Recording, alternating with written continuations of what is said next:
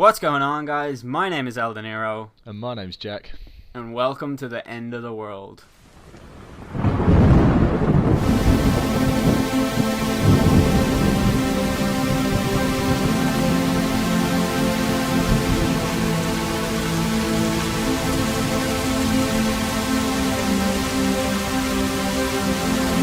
Darkness falls across the land.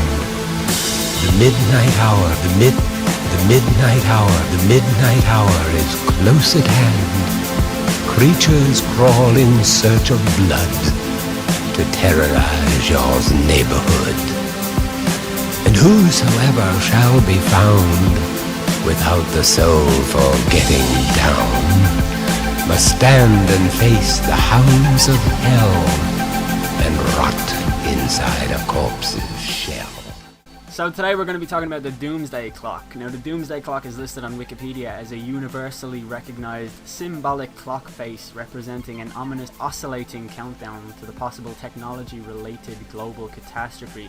Essentially, it's a metaphor that represents how close we are to doom. It's currently listed at 5 minutes to midnight, and it pays close attention to nuclear weaponry and global warming, well, so they say. In 1953, it was 2 minutes to midnight after the hydrogen bomb was tested, and in 1991 it was 17 minutes to midnight, and then shortly after that Jack was born, and we were fucked once again.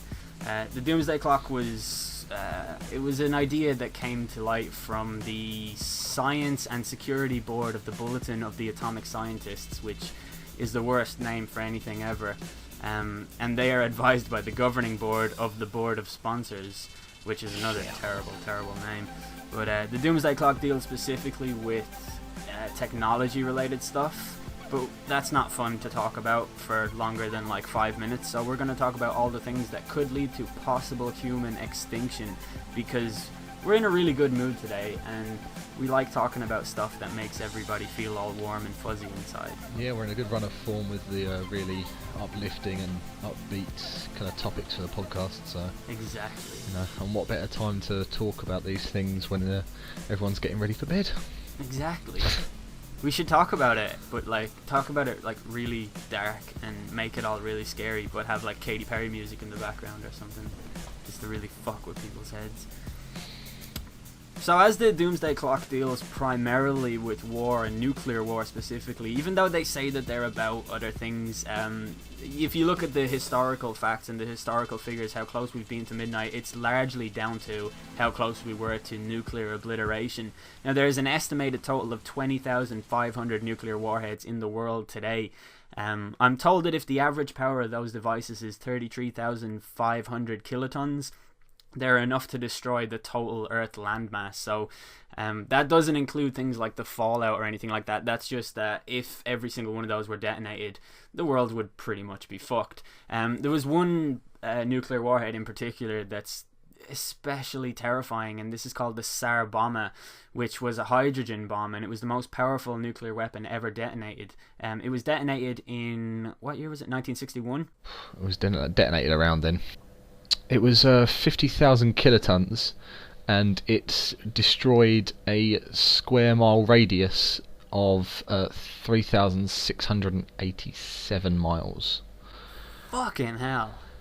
They detonated it, if I'm remembering correctly. It's been a while since I read the Wikipedia article. They detonated a mile and a half above some Siberian island, or some island near, in the middle of nowhere in bumfuck Russia.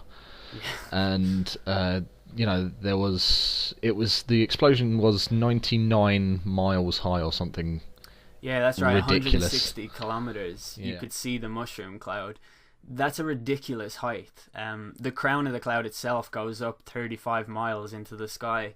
You could see it from 99 miles away, but it goes 35 miles into the sky, which is an extraordinary is an extraordinary reach for any kind of bomb.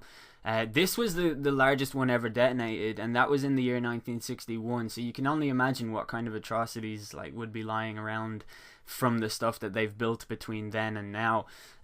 Nuclear warfare has been sort of the focus of a lot of fear and stuff like that, and political tensions over the last 50 years, really. It's not so much talked about anymore, though, really, in the media or anything like that. But I think it's still relevant because the fear is that if something were to happen, like some kind of war was to break out, and I don't want to say, like, I kind of thought about this for a long time before I started talking about it, and I don't want to say something like, well, you know, the way Russia are mental, they're probably going to start a war, because I don't really know a lot about Russia, like, and I think internationally, in keeping with international relations, a lot of countries tend to not be very forceful or aggressive in their movements anymore. Like North Korea often kind of, you know, kick their toys out of the pram or whatever, but nobody really fears them that much because they don't really have, well, not that we know about, they don't really have nuclear capability that would in any way threaten us or anything like that, or so I'm led to believe. I hear conflicting reports about that all the time, and I never really know where to stand on it. But having seen what they released like their drone pictures recently, and it was the worst drone I've ever seen. Like, you can buy a remote control car that's probably better than that. Yeah. Even if they did have proper nuclear weapons, I mean, they've got no means for a proper warfare of any sorts. And I think that realistically they know that. North Korea are no real threat. Their allegiance, well, their thinning allegiance with China is kind of the bigger reason that people, you know, well, I say people, the US doesn't step in and properly regulate North Korea. Yeah, and I think they're kind of collateral as well, is the fact that they have so many innocent people who are, well, we spoke about it in the last episode, but North Korea is it's a morbidly fascinating kind of situation, I guess, because there's nowhere else like it in the world. But these nuclear warheads, like, there's 20,500 active nuclear warheads on the planet. You know, you're obviously going to have a lot of potential for disaster if terrorists were to get their hands on them or anything like that. Another thing is that if there was a huge global war and somebody thought it would be a good idea to start, like, you know, introducing nuclear weapons, like, for example, in the movie Independence Day, they were considering using nuclear weapons against the aliens, which is a bit of a stretch because we don't know of any aliens invading us at the moment. But if there were a force on the planet, let's say, like a few countries allying themselves to, let's say, for example, the leader of the, I think it's either the World Trade Organization or the World Health Organization, and I should really be able to differentiate between those two, but in the early 90s, they predicted that, like, the world is going to come into a lot of trouble when people start fighting over water, and they predicted that over the next 100 years, or within, I think it was like, say, 100 years from now, there will be wars fought over water. And in the last few years in Sudan, as far as I know, they had the first war because of water, because water was scarce. So if you look at our like dwindling sort of resources and the fact that we aren't very resourceful, we don't use our natural resources the way that we should. We use fossil fuels and we keep burning through those and stuff. Certain things become scarce, and that could lead to a growing increase in political tensions and lead to a potential war and stuff like that. But I think at the moment the bigger fear is probably terrorism, and even then that's probably pretty minimal, I'd say. Yeah, I mean, with talking about kind of a nuclear war, it's highly unlikely, just mostly because no one's stupid enough to do it in terms of countries. Russia, for all their eccentricities, or let's say the way that they're portrayed by the media, I guess. Yeah. Because, like, I don't know a lot about Russia, in all honesty. Yeah, some of their past dealings with other nations and some of their internal affairs have been what could probably best be described as sketchy. Questionable. Yeah, questionable, morally questionable. Yeah. Not as morally questionable as some others, obviously. Yeah. Haven't mentioned North Korea, but exactly. Yeah, no country, no diplomatic body is willing or stupid enough to go into full-on nuclear war. War will be fought, man to man, as it were, for as long as until robots are invented to do our fighting for us. Which at that point it kind of just seems pointless. Or well, kind of drone versus drone, which is Yeah. what we're gonna have, I'd say, in Yeah, the next exactly. in the next 10 years. And then or it just so. and then it just becomes the point of who can keep up with China creating as many drones as possible. Yeah, But and hopefully eventually it gets to a stage where it's like, I don't like you. I don't like you either. Yeah, want a game of Call of Duty? We'll sort this shit out. Call of Duty in the next 10 years will be played in reality. You will be by playing. politicians. Yeah, you will be your own soldier. You will actually be controlling a drone somewhere in the world that's Yep. fighting someone. You, specifically Yeah, you. specifically you. The Exactly. one listener that we have. Yeah. The only guy who has 2,000 different accounts. It's He's just such me upvoting everything. Yeah.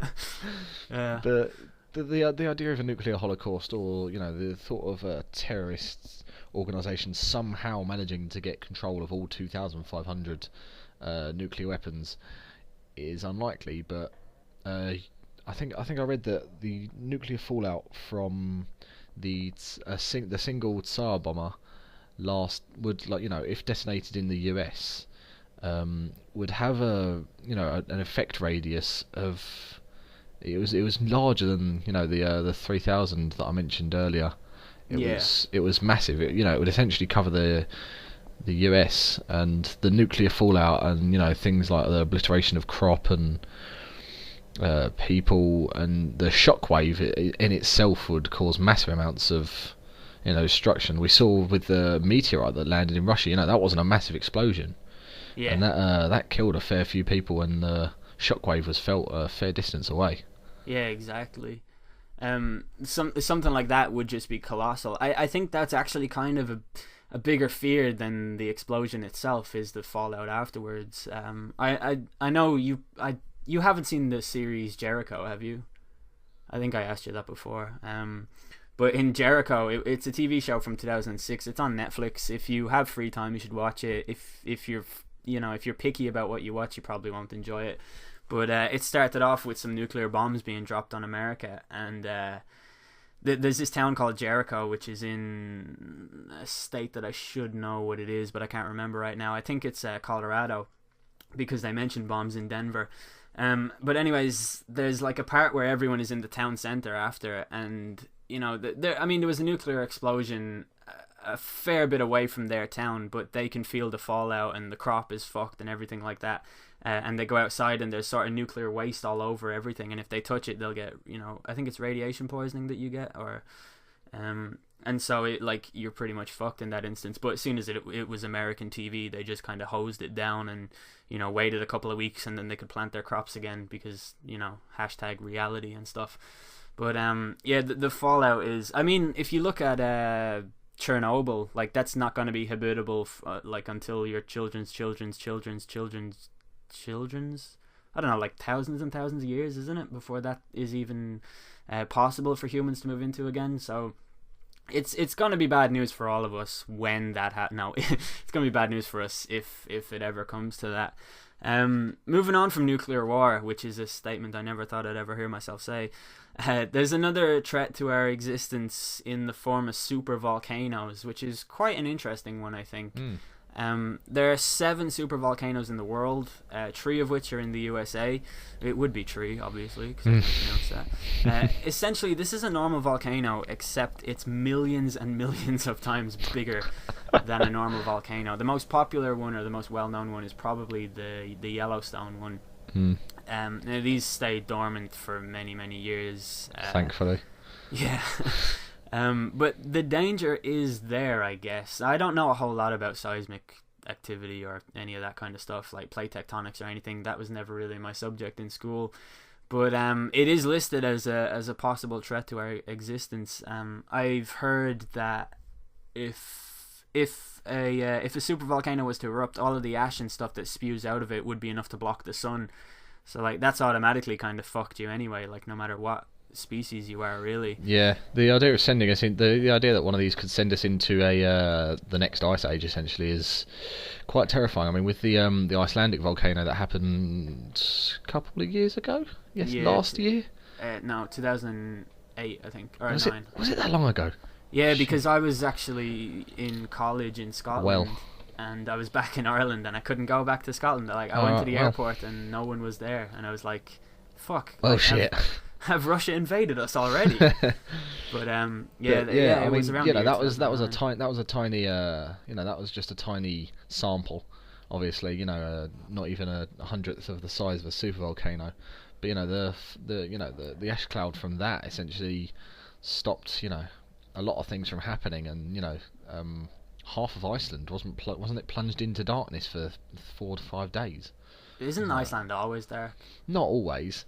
Oh no, They it's have always light, they have isn't the it? 6 month rotation, where it's 6 months of light, 6 months of darkness, I think. Wouldn't it be funny if you just moved there and you didn't know that, and you were like, "Jesus, that volcano has made it dark for fucking forever. When is this gonna fuck off?" But yeah, like supervolcanoes aren't the three that are under. There's three underneath Yellowstone, isn't there? Yeah. And Yeah. all three of them. I remember reading something that the three of them are in danger of connecting, or they are connected. Oh really? Yeah. Because Yellowstone, you know, it's a fairly large place, obviously. You know, the national park. I don't know about the actual size of it, but I remember reading that all three were in. You know, there was a possibility that they could connect And form a super form a volcano. it was like a mega volcano. I don't know how these mega super, you know, super duper kind of sizings work in the scientific community, but I'd imagine it goes super, mega, super and then duper, ultra. and then ultra. Oh yeah, super duper. Yeah. Yeah. Everyone always forgets super duper. But yeah, and the just to give you an idea, the ejection volume of one of the never thought I'd say that. The ejection volume of one of the supervolcanoes that's in Yellowstone is it's in Colorado. Yeah, that's where Yeah. Yellowstone is. Yeah. Yeah, I'm not sure it's the one in Yellowstone. It might be a slightly different one. But it's the same size and maybe slightly larger as the Tsar bomber, Jesus. and that's just sat under the earth waiting for a tectonic plate to move far enough for it to be released. Which will happen. Yeah, at some point. Yeah. Just Woo! thought we'd end that section on a positive note. Give it up for supervolcanoes, everybody. Woo! But I know there's a very old theory. I don't know if it's been debunked or if it's even been proved true or not. But supposedly there was a supervolcano at the time of the dinosaurs, which led to the blocking out of the sun. And maybe that ended them. Maybe it started the Ice Age. I mean, we don't really do a whole lot of fact checking around here, so I'm just going to say it caused 9/11. I should not have said that. But moving on, another thing that could potentially wipe us out is meteors, just like you see in the movies Deep Impact and Armageddon. If Good you old were- Armageddon. I wish I could think that something that happened 5 years ago was a year ago, like you just did. I know. It's like that movie Armageddon, which came out like last year. But yeah, the meteor in the movie Deep Impact. I remember the president in that movie said that the meteorite weighed 500 million tons, and I remember seeing the devastation that one had caused in that movie, and I remember thinking to myself, is that realistic? Is that a realistic portrayal of what a meteor that size would do? And it turns out that it isn't, but for the wrong reasons. If there was a meteor that size that hit us, it would be a much, much, much greater impact and a much deeper impact, as it were. But that's a terrifying possibility.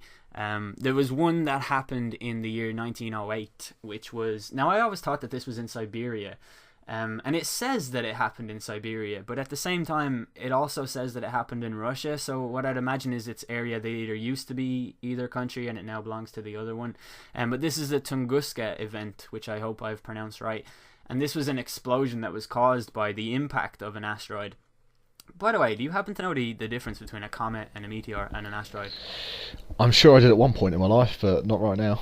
Yeah, I don't know. Asteroid is a really good video game. Meteor is a mobile network, and Comet is a TV. Something? It's a technology chain. It's it sells computers and TVs and shit in the UK, or it used to. Yeah, I've never actually owned anything belonging to Comet. Yeah, But, they just sell Sony and stuff. Oh, wow. Anyway, Yeah. The Tunguska event, like the energy from the explosion that was caused by the asteroid was 1,000 times greater than Hiroshima. So that happened in the year 1908, which was over 100 years ago. But like, that's a fucking gigantic, colossal explosion to have been caused from a meteor. And the meteor was, it says here it's 200 feet by 620 feet. I don't know what that means, really. Like, what does that mean, that it was 200 feet high and oh, it doesn't matter, does it, if it's a big rock? It's a big rock hurtling through the thing. That's about 60 meters long, 200 feet. Yeah, that's right. Yeah. And 190 meters wide. Yeah. So 2 football pitches. Yeah. Long and 1 wide, basically. I don't know what the weight of it was. Well, you know, it's impossible to really weigh these things. You know, scientists can do as much fancy maths as they like, but it's all witchcraft, if you ask me. Yeah, and the Earth is only 2014 years old, or whatever it is. But the next asteroid that's scheduled to pass by Earth is in the year 2032, and I remember reading that it has less of a chance than hitting this Earth than all of us do winning the lottery simultaneously. But there is a chance, and that's the main thing. I think I read about the next one that's going to hit us, or that might hit us. It could cause some serious damage, but I don't really... I don't want to talk about it as if it's gonna, because it's not gonna. So, and if it does, you know, you come up to me in heaven and I'll buy you a beer. But this would be especially kind of... What's the word? This would be devastating because of the fact that it would completely change the face of the Earth. Not in the crop way that the nuclear one would. Like, it wouldn't change the weather. Well, no, it would, wouldn't it? If it changed the tides and...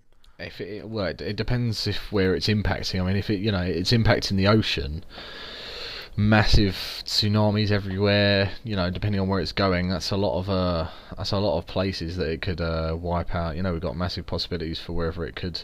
You know, I mean, theoretically, I'm not sure if this geographic, you know, my geography and my knowledge of tectonic plates and stuff is sound enough for me to claim this, but I'm going to claim it anyway. That if it hits in the right spot, you know, it could shift a tectonic plate slightly and, you know, destroy everything everywhere. I don't know. That's a possibility. Yeah. It could hit the Earth so much that it actually goes through the Earth and moves us into another solar system. Yeah. And that's 100% true. But don't forget that the way to counteract that is to get everybody in China to jump at the same time, just as it impacts, and the two things will just squish the Earth and it will plump back out again. And that's actually NASA's official, stance on that. Yeah, exactly. That one, yeah. That's the failsafe. That's the official plan, is to Morse code to China, and then China has this alarm that they sound that makes everybody jump at the same time. It's fascinating stuff. Yeah. But I don't know. Are we done talking about meteors? Can we talk about Armageddon? That movie? Yeah, sure. Ben Affleck, eh? What a guy. Ben Affleck, what a guy. Yeah, he's gonna be Batman. Imagine that. Oh God, I hope he has nipples on his suit. I think that would make the internet implode. But Armageddon is... Would you say that's Michael Bay doing the right thing once again, like it was with The Rock, or do you think Armageddon was a little bit too much? I thought it was a good movie because Steve Buscemi. Yeah, I really enjoyed it, to be honest. You know, it's completely ridiculous. Yeah. By the way, right, there's this massive threat to our existence. Let's find the most uneducated, like, brain dead gang of fucking oil drillers on the planet and send them to fucking solve the problem. Like, and Steve Buscemi tried to kill everybody, and it was a great movie. That's the kind of the classic problem that's raised with that whole thing, with the whole plot of it. The one problem that everybody seems to have is why did they use the drillers instead of astronauts and just teach astronauts to drill? Why didn't they just do it that way? Instead of just no. That's not the biggest problem with that film. There is why didn't they just, like, instead of using Michael Bay, why didn't they use an actual director? Yeah. And then... Why didn't they use an actual decent scriptwriter as well? Why didn't they just create a massive rocket to push the Earth out of the way? Why didn't they get Russia to play tug of war with China? And Yeah, split the Earth in half. It goes straight through the middle. Earth goes back together. Done. How many geography students do you think we've lost so far? To be honest, lots. Yeah. Anybody that's doing GCSE geography probably clicked off when I started talking about the possibility of an asteroid dislodging a tectonic plate. Or else the GCSE results for geography are going to see some very strange answers this year. But we will move on to solar flares is what I've got next. Oh, nice. I honestly don't know a whole lot about these, right? Solar flares are essentially a large energy release, and a big enough energy release from the sun could disintegrate the ozone layer entirely, which is obviously going to spell bad news for us because that's what protects us. And that would change the entire... Isn't it interesting how they all change different aspects of the planet? Like, you know, we could be fucked in so many different ways. It's ridiculous. I mean, that's like, you know, the delicate balance that we humans are trying so desperately to cling on to can be fucked in so many different ways. And the fact that it hasn't yet is quite miraculous. Well, it's not really miraculous when you consider the fucking emptiness of space, but... And the amount of time that, yeah, you know what I mean, that we've been around and that everything else has been around. Like, all of this stuff kind of has happened. Yeah. It's just that we are pretty much a speck in, you know, and that's... We're not even a speck. Yeah, exactly. We are to the time of the universe and the time of Earth to what, you know, atoms are to us in terms of size. Yeah. Not even that. There's a quote from one of my favorite books, which is the book is called John Dies at the End, but there's a quote in it where the author David Wong, he kind of writes it from the first person perspective, but he says dark matter makes up 99.99% of the universe and they don't know what it is. Well, I know what it is. It's apathy. That's the truth of it.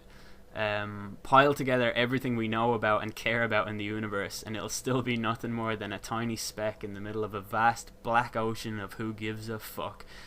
And that quote sort of puts into context how little this timeline of events really matters in the grand old scheme of the universe and stuff. And that's why I guess the fact that we're naming all of these things that could wipe us out doesn't really have any... It doesn't terrify me in any way, really. No. If it was going to happen, it probably would happen soon. Exactly, yeah. Well, soon in terms of the universe, so, you know, I'll be dead anyway. Yeah, we'll all be dead. Yeah. We're all going to die. Woo! Solar flares. The first time I ever heard of solar flares was probably in science or geography, but I wasn't listening at the time. The first time I ever actually understood what it was, have you ever seen the movie Knowing with Nicolas Cage? No, I haven't. Oh, don't. Oh, why? Nicolas Cage is a fantastic actor. Oh, he is, and he just missed out on the Oscar for this movie. But I swear to God, it's the worst movie in the world. But you have to watch it to fully understand it, because if I tell you why it's bad, I'll be ruining it, if you know what I mean. Oh, God damn it. Yeah, but I did read that, I don't know if this is fact or if I fucking read it in a book, but I think there was a solar flare in England maybe in the early 1900s that knocked out all telecommunications. I mean, solar flares, they release a lot of X-ray and UV radiation, and they can... It says on the Wikipedia page, I don't actually know this. I'm still going to edit you saying that out so that it'll sound exactly like you know what you're talking about. Damn it. X-rays and UV radiation that are emitted from solar flares can affect the atmosphere and disrupt long-range radio communications. Yeah. So direct radio, radar and stuff like that, operating at the right frequency. It's sort of like an EMP effect. Yeah, but it's a natural phenomena, really. Yeah, exactly. Yeah, it's not electromagnetic. It's, no.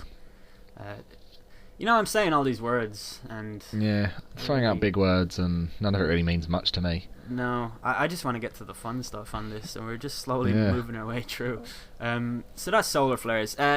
Also, now, one thing that I actually did read about solar flares, and this is honest truth, is that nobody actually knows if it would be possible for a solar flare to really threaten our existence. Like, as far as I'm aware, the only ones we've ever had have really been... you know, very, very fixable levels of damage. Like, they've never done anything, that we know of, they've never done anything that's really fucked shit up for anybody. I don't think that this would actually factor in to human extinction unless it were to be combined with something else, you know. That's all I really have to say about solar flares. Yeah. It's a great name, isn't it? Solar flare. Yeah. That would be a great indie band, really. Yeah, it would. The Solar Flares. Yeah, the Solar Flares. Yeah, with their latest single, UV. Oh God. That would happen. Yeah, yeah, it would. It probably would. But they'd be so fucking pretentious that they'd put YOUVEE as the name. So what just happened there was that we invented something and got angry at it. Yeah, that genuinely just made me slightly angry just thinking about it. Those fucking solar flares. That's exactly what they do with their fucking stupid, Spanish guitars. They're not even Spanish, do you know that? Fucking dickheads. That's appropriation of another culture. That's just racist. I'm sorry, man. I'm sorry, Spain. Love you, really. The next thing this is the one that I think is actually the serious threat. And this is global warming. I don't really... I mean, I've seen a lot of documentaries about global warming. I've heard a lot of statistics. I've heard a lot of ways that we're destroying the planet. There's one documentary I remember watching on the National Geographic, which I think it was called 2075 or something like that. It took place in the future, and it was through the eyes of a character. Her name was... Jesus, I need to research shit. You know that? This is awful. But it takes place through the eyes of this girl, and it shows her growing up in the world that she grows up in, and it shows the resources that we mentioned earlier, like the thinning of resources and the sort of the halt in distribution, the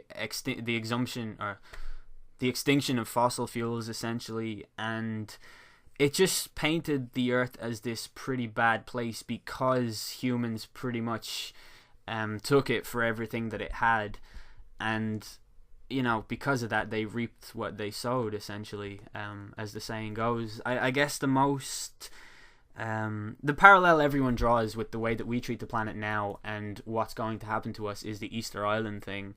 I think an interesting documentary to watch if you can bear to sit through the very forced.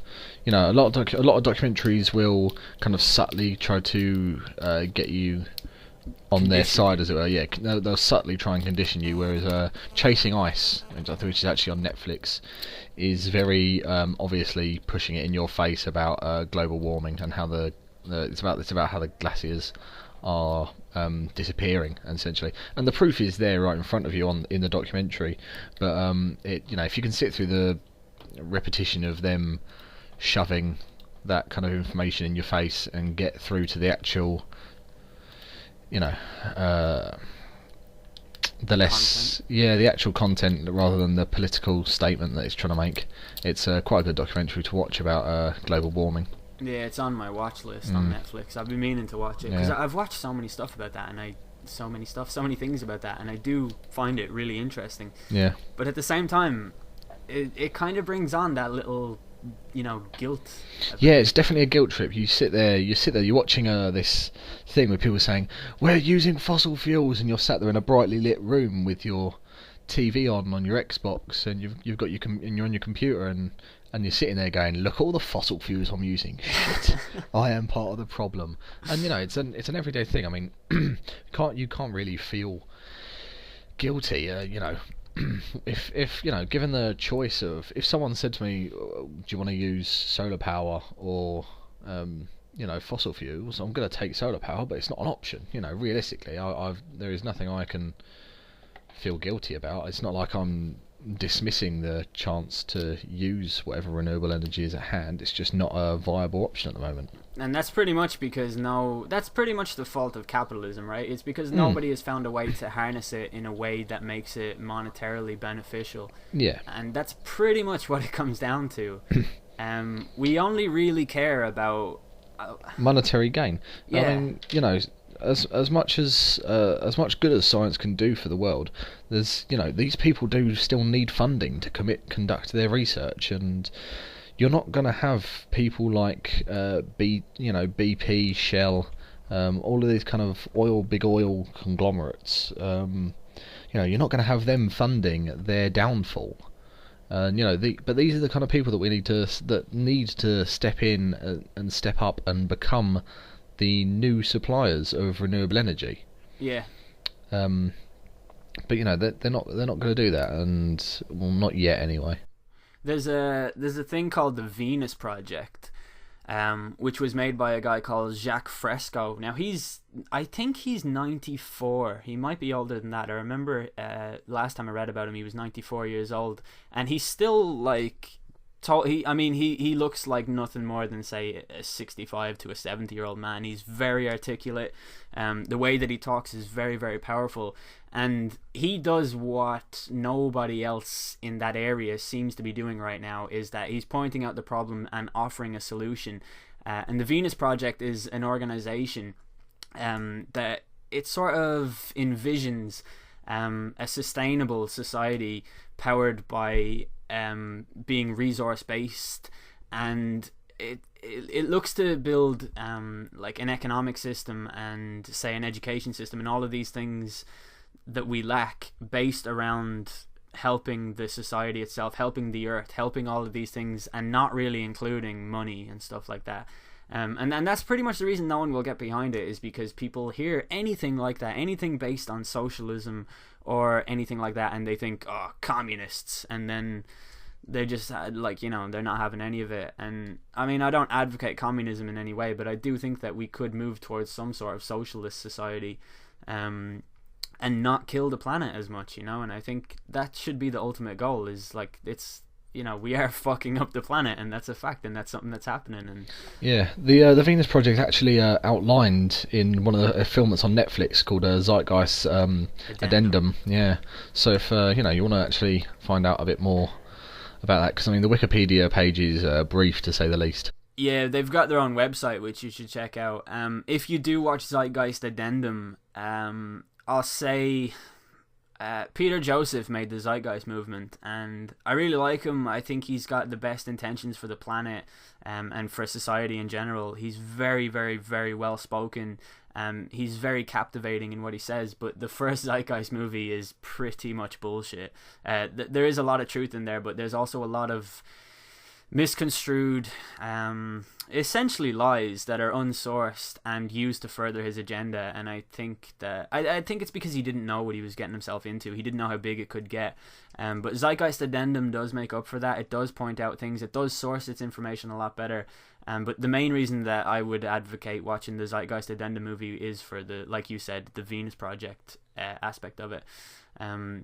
I actually know as well from listening to Peter Joseph talking elsewhere that he and Jacques Fresco don't actually speak anymore, so I guess they had some falling out about something or other. But the Zeitgeist Addendum movie does have a lot of... I'd actually just recommend watching it and getting the Venus Project stuff in there, because it's fucking awesome, and it's like, you look at it and you just think, why aren't we doing this, It seems to make the most amount of sense. It makes the most amount of sense when you take into consideration that people should be caring about this kind of thing, but the people that can make it happen don't, quite simply. Yeah, exactly. I find it like really, it's kind of a little bit disturbing, isn't it? How we only really think about the next, say, 20 to 30. I mean, I don't even think about tomorrow. Like I don't think about the future at all. But at the same time, I don't really think that I damaged the planet. Well, having said that, I've put the toaster up and down 10 times with no toast in it, just uses up the electricity. So, I don't know. It's something that we need to stop, but it's something that just doesn't seem like it's going to be slowing down at all. And that is, like, we're talking about, countries' carbon footprints and stuff like that. Yep. We're fucking the planet. And yeah, I feel it's immensely ironic that we're talking really about this, that in this kind of platform, as it were. It's kind of the irony of it, seeing as we're the kind of generation that uses the most fossil fuels and is so used to consumption of fossil fuels, and it's easy for us to sit here and say things need to change, but what the fuck are we going to do? What are we going to do? Sit here and boycott electricity? Because that's like, sure, cycle places, walk to places instead of driving. Great, but unless millions of people get onto it, no one's going to give a shit. It's the what it actually is. It's the prisoner's dilemma, and everybody does it. It's like you're not going to do something unless someone else does it. Like, because you've got no incentive to do it. And that's why when they have these fucking G8 summits all the time, and they set out boundaries and rules for what countries are allowed to do, what kind of carbon emissions they're allowed to exceed and what they aren't. And no country fucking does it, because the best case scenario for the country that breaks the boundaries is that no other country breaks the boundaries, and they get ahead, and they get a stronger foothold on making more money. And that's what it is, and that's why no one does it, is because it is a money game, like all of that stuff. Yeah, I mean, like you said, the G8 summits, the countries go there and go, so did you lower your carbon footprint? Yeah, a little bit. Did you hit the target? No, neither did we. Yeah. Us. How was your flight in here on your private jet? Oh, it was awesome. Yeah. Why didn't we do this over video chat? Oh no, let's fly everybody in. Fuck it, on their private jets. We need it. It needs to be done. It's funny because I was actually doing some research for an essay that I wrote for university, and the guy that he was an Inuit filmmaker that I was researching called Zacharias Canuck, and he was doing a lot of work based around climate change and how it's affecting Inuit culture. And he was slated heavily by a lot of people because he was making this film about this documentary film about climate change and how it's affecting Inuits and stuff like that. And he flew to all of the to the premiere in Denmark from northern Canada, and everyone was like, "Why are you here?" And he was like, and people slated him for flying and getting these interviews with people, and instead of doing it on things like Skype, instead of utilising technology. Yeah. It's kind of really brutal. Having said that, planes do not harm the atmosphere as much as ships do, and that's not just because they don't go near the sea. Boats actually harm the ozone layer more than planes do. Which is an actual fact, and people don't think about that, because when you look at a plane taking off, you can see the fuselage and you can see everything going up into the sky and everything, and it looks bad. When you see a boat, you just see like something that floats. A nice vessel sailing through the most terrifying place on the planet, which is known as the ocean.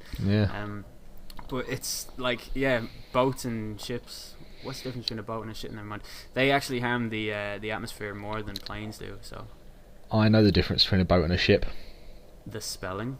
No. You can hang boats off a ship, but you can't hang a ship off a boat.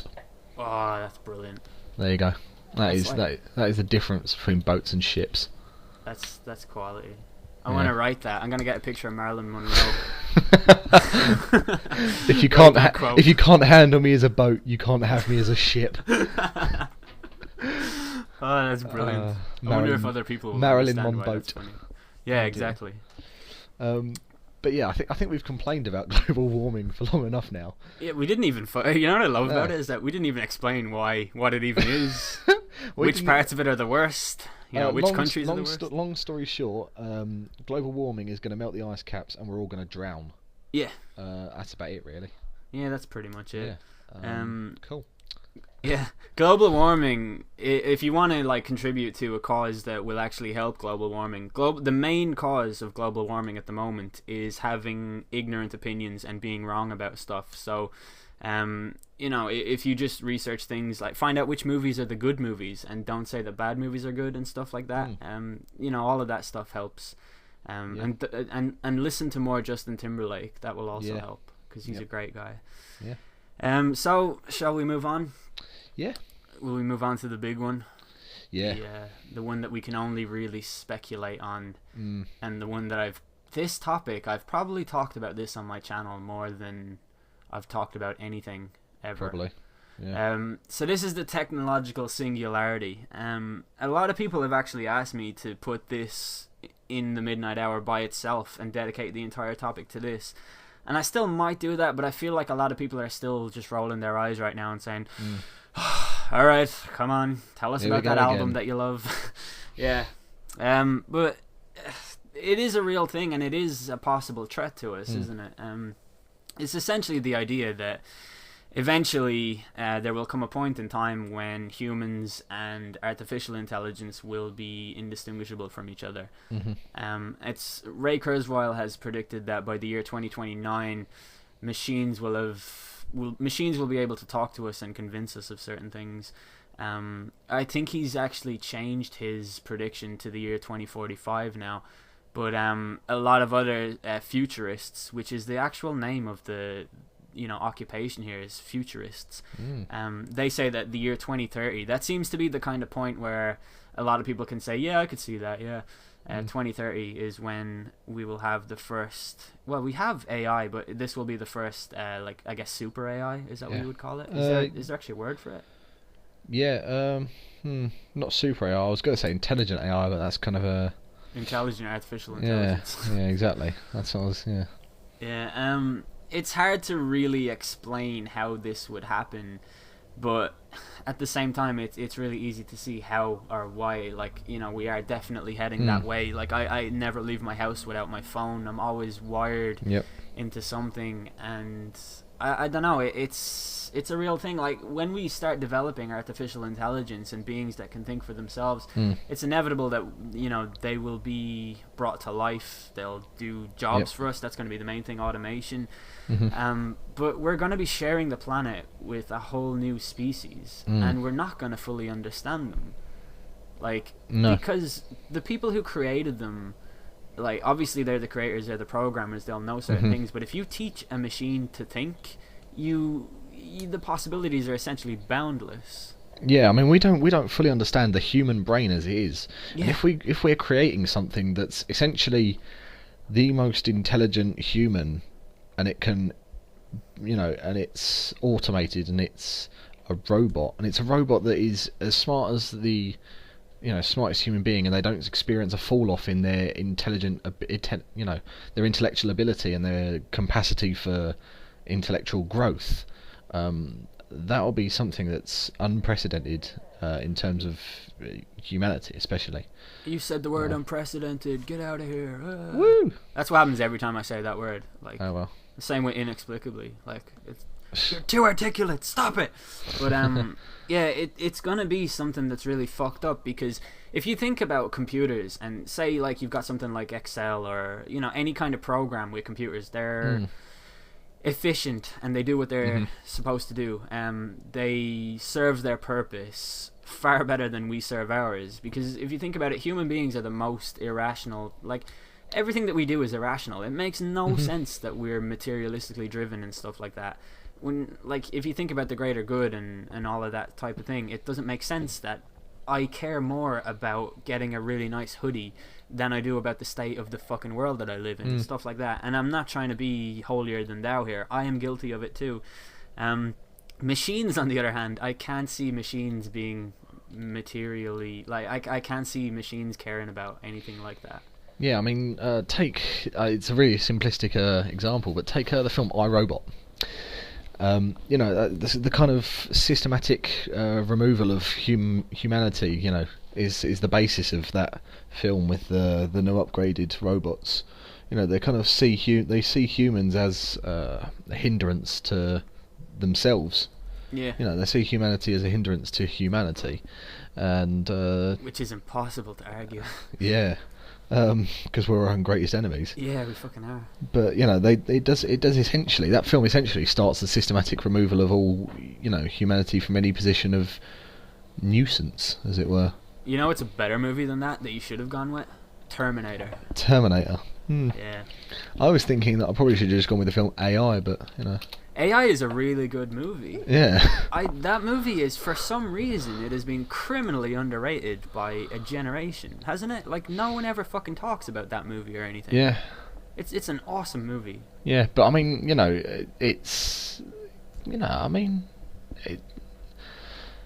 I can't put into words how the whole AI thing can, this whole artificial intelligence, robots, becoming a singularity is, it's definitely a possibility. It's so obviously a possibility. We see massive leaps and bounds in technology that allows robots and computers, supercomputers, and that to think, like a human brain. It was just a couple of days ago that I read an article, and they've created a supercomputer that can process a certain amount of human brain function. Obviously, it's about 16 times slower than the human brain, but it can process a similar amount of things at one time.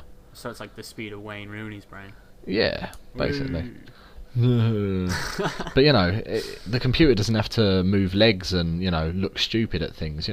Yeah, exactly. Yeah, it pretty much just has to be and calculate. Yeah, which is all just going to be ingrained in it so easily that it'll do it effortlessly.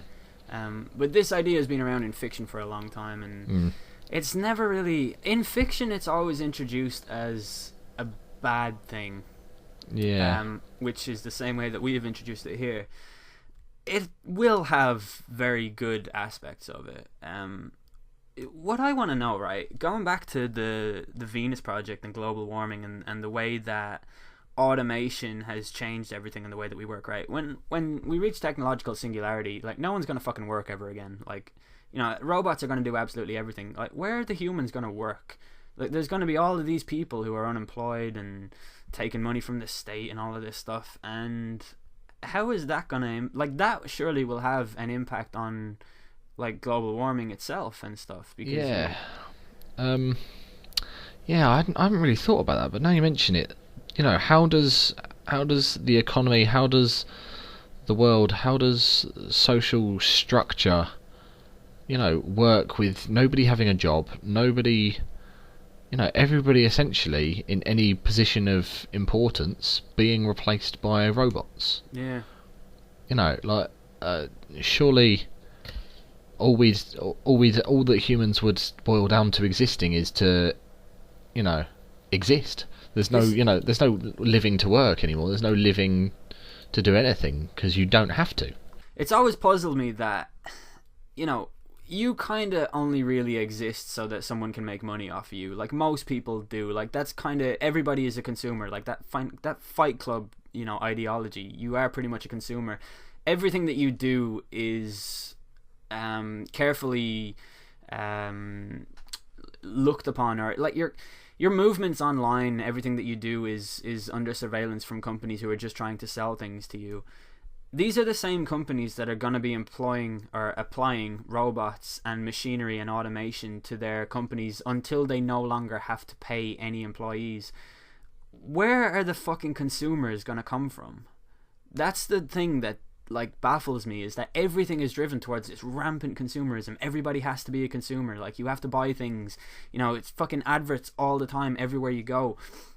So like, when everybody is replaced by a machine and there are no jobs, what then for consumerism and capitalism? Yeah, I mean, does it go to some sort of economic social system of I don't even know how it'd work. My brain can't think of how it would work. The purest form of not even communism. Like, communism is the absence of classes, money, and the state. Yeah. As well as social, political powers, as it were. Yeah.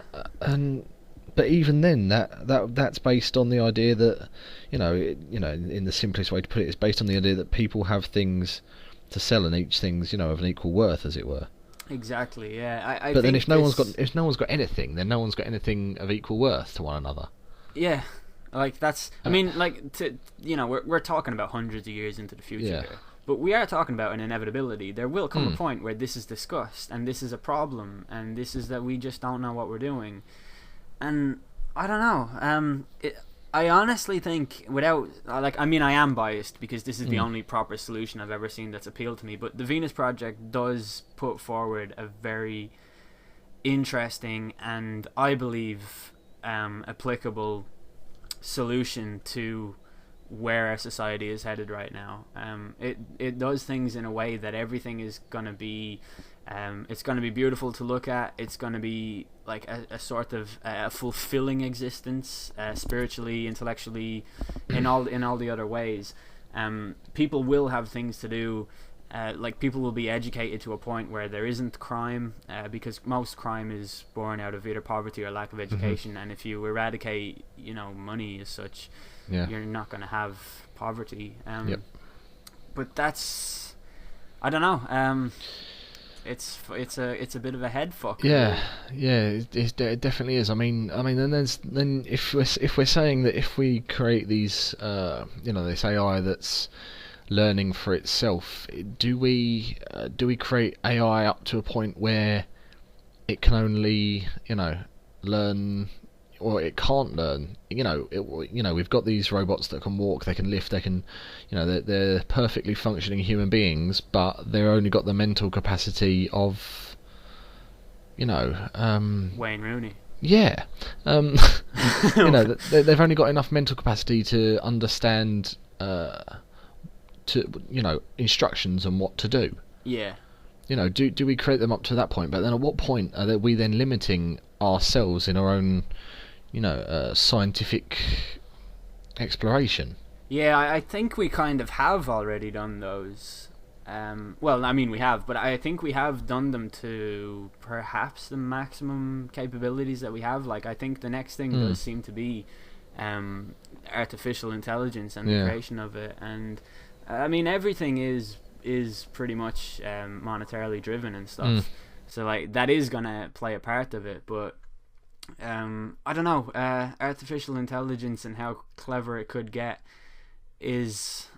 See, I honestly don't know if I've seen too many science fiction movies, and that's why I think it could be a danger.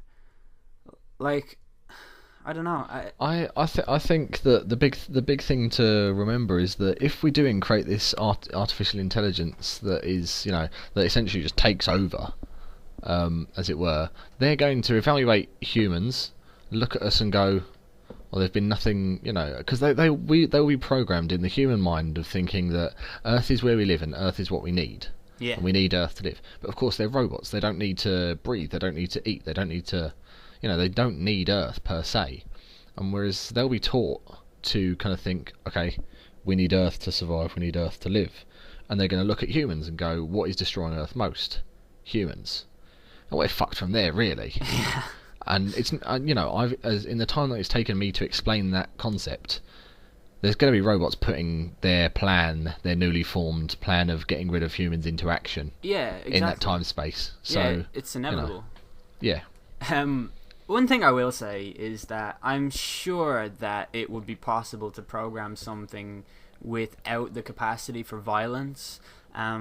And also, here's a failsafe fucking thing that I'm going to leak to you right now exclusively that people on Silicon Valley will be all over because this is genius. If you program every robot to need to be charged every 16 hours so they get 8 hours sleep the same way that humans do, but they have to plug themselves into a wall, they're not going to eliminate humans if we control the electricity, because then they would subsequently be eliminating themselves. That's very true. Yeah. But how long until they figure out how to control the electricity, and then we're fucked? They can't. That's another thing that I've come up with is that they just I was thinking more of the failsafe would be to provide them with empathy, to program them with empathy, like Sunny and iRobot. I wonder, can you do that though? Oh, to be honest, if we've created them to a point where they can think for themselves, surely we can implement empathy of a sort.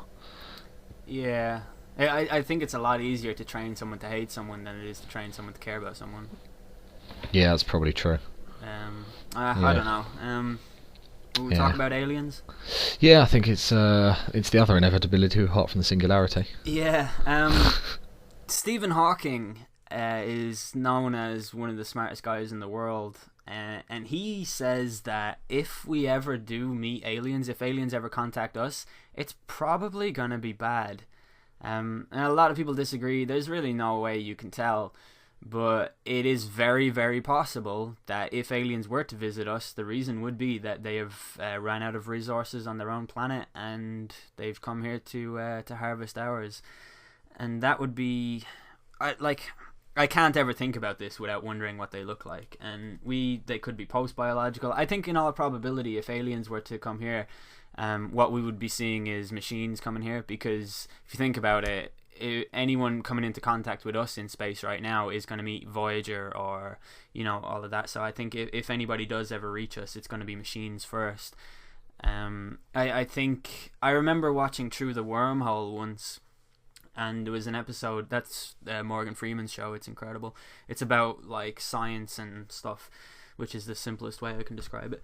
But there was an episode where they explained that in Afghanistan in the year 2000, whenever America invaded Afghanistan, there were military checkpoints set up by US soldiers on the roads in the desert, and when people would go to drive through, American soldiers would put their hand out in the way that you would say stop. You know, you put your hand up with your palm out. And in Afghanistan, that means everything is fine, continue. So they were doing that, and people were continuing through, and people died because of a simple miscommunication. Yeah. So like, imagine if aliens come here and like they stick their middle finger up at us, and in their culture it means we love you, here's some gifts, and we just go, oh no, open fire, and then kill them all. Like, you know, well, that's obviously a metaphorical example of what it would be, but the miscommunication thing is incredibly it's just valid, because how do you communicate with people that, you know, don't come from the same place as you? Yeah, I mean, one of the things that's always interested me is that people, you know, when they find these new tribes that have never been touched by humanity before, you know, somewhere deep in the Amazon rainforest, they find this new tribe of 12 people that have interbred for the last 1,000 years, and they've never seen humanity before. How do you converse with them? I think the protocol is honestly to leave them, because they, like, I don't think that they even know how to go about doing that. And it's sort of seen as bad form as well. Like, and if we can't even communicate with other humans that have been on this planet for God knows how long, how are we going to communicate with extraterrestrial life forms? Yeah. You know, to any degree. You know, like, it's like bears. You know, you see a bear, you pretty much accept that that's the bear's territory, because he'll fuck you up if you disagree. Yeah, you can't trying to communicate with an alien would be like, say an alien crash lands on Earth. You know, you go up and you're stupid enough to, instead of going, I should probably get someone more qualified for this, you go up and go to talk to it. It's like finding an injured bear in the woods and going, I'm probably going to go and touch that. I'm going to go and poke it. Yeah, I'm going to do that. Exactly. Like, that's the simplest analogy I can think of, but you know, just the lack of communication, the lack of understanding. You don't know why they're there, probably for bad reasons. Yeah. You know, and it's kind of you know, it's not necessarily terrifying, because when people always think of aliens, they always think of, you know, these big mutant tentacle looking motherfuckers, or else humanoids who are scaly. Yeah, exactly. And the chances are that it's just a load of ETs floating about. You know, an ET isn't that threatening. Chances are that, like, I mean, they could be a bunch of fucking plants, or like rocks, or they could be sentient trees. Yeah, that's a thing. Like, it could be something we've never seen before and have no concept of, because it's an alien life form. That is almost the definition of alien. Yeah, they could comprise light and water. Yeah, you know what I mean? Like, they could be a massive gas and energy. Yeah, like with sentient thought. It doesn't mean we can communicate with them and understand them. Yeah, in all probability, if aliens arrived and were friendly and we somehow broke down the language barrier and learned to communicate with them, what would happen is that we would visit their planet, we would see what they have, and we would take stuff from them and convince them that it's best for them, and then we'd have the Avatar scenario, pretty much. Or else what would happen is that they would come here and they would be the oppressors. But either way, I don't believe that humans can share the planet with aliens, and I think it's for the same reasons that we won't be able to share it with artificial intelligence. Yeah, I mean, we're saying all of this like, you know, there's never been, you know, theoretically, and I think we both know that we have been visited by aliens before, long ago. We have to be careful about what we say here. Yeah, I mean, you know, the most likely scenario is that they came from within the solar system, so Neptune's probably the most likely, or one of Jupiter's moons, or no, sorry, yeah, or possibly Titan? Mars, yeah, seeing as they found water there, Yeah. and they have inhabited the, so they didn't have to co-inhabit the Earth with humans. They've kind of inhabited the one area that humans still to this day haven't really explored massively well. And that's the abyss. The abyss that is the ocean. Yeah, the depths, the bottom of Mariana's Trench. Yeah.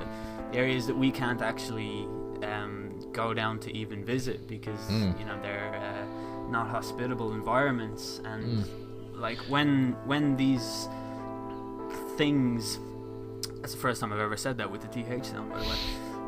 When they set up their environment and their facilities and that underwater, they slowly started to creep into our society and infiltrate members of. It's. I think they've infiltrated a lot, and I know we speak a lot about movies, but they've definitely infiltrated the movies as a pop culture. They've kind of infiltrated that. I mean, it's no surprise that James Cameron is one of the few people that's actually been down near the bottom of the Mariana Trench. Yeah. And I mean, do you think it's a coincidence that he's also made the film Avatar? I don't think so. I think anyone who thinks that's a coincidence is an idiot. Yeah. Another thing about them that's quite interesting is that they haven't actually launched their attack yet, but they are taking things from us under the guise of being friends, and they're taking their own benefits from that friendship. They're friends with benefits, essentially.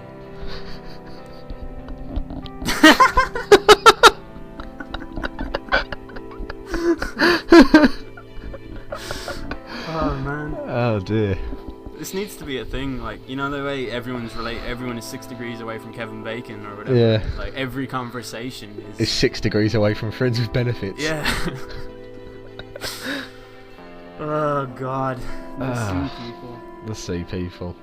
If you hadn't managed to understand where we were going with that one. I hope no one has started watching this at the start of this episode and gotten here and being like, whoa, Yeah. who invade? Who? What? Who? What? I'm glad you managed to pick up on where I was going with that one. Oh Jesus! I mean, this is just a thing that happens, But the thing is, in all seriousness, somebody has to create awareness over things like this, and I don't know. It's does anyone else not think that it's quite strange that all these UFO sightings came about in the late 40s and early 50s after World War II, when submarines were sank, planes were shot into the sky, torpedoes were launched. You find shells like atomic bombs launched in the middle of the ocean. That is gonna make people who live down there say, "The fuck is all this noise?" And then go up and visit their neighbor, and that's where the UFO sightings come from. It's the sea people coming up to spectate, just see what's going on, and then just go back to their life and continue their plot, because they are very efficient, and they're very clever, and they're very deceptive, and they know how to do what they're doing. Yeah. I'm not sure we can really stress enough, the dangers and the threat that these people, I use that term very loosely. Yeah. These people pose to the real humanity. There's a reason we broadcast this podcast from an unknown location, because people would have our heads if they heard us talking about this kind of thing. And I say people very loosely. Yeah. But I think we've probably created enough awareness once again under the guise of a podcast. We've managed to spread the message. Yeah, I think so. So beware of the sea people. Yeah, beware of them. They're down there. They'll get you.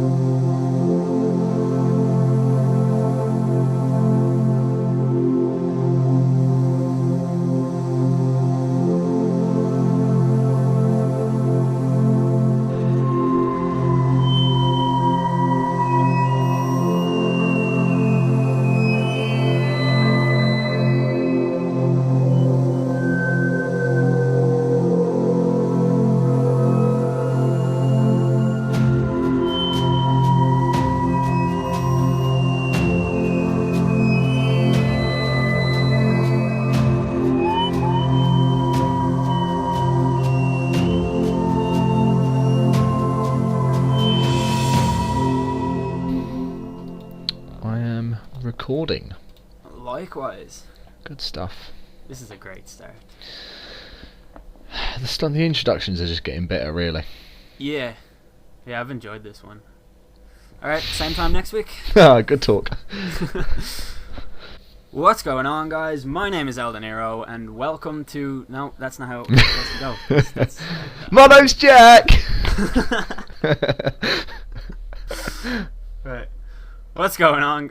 And welcome to the least threatening end of the world ever. Yeah. And welcome to everyone having a great time. Welcome to Utopia. Oh dear. Right.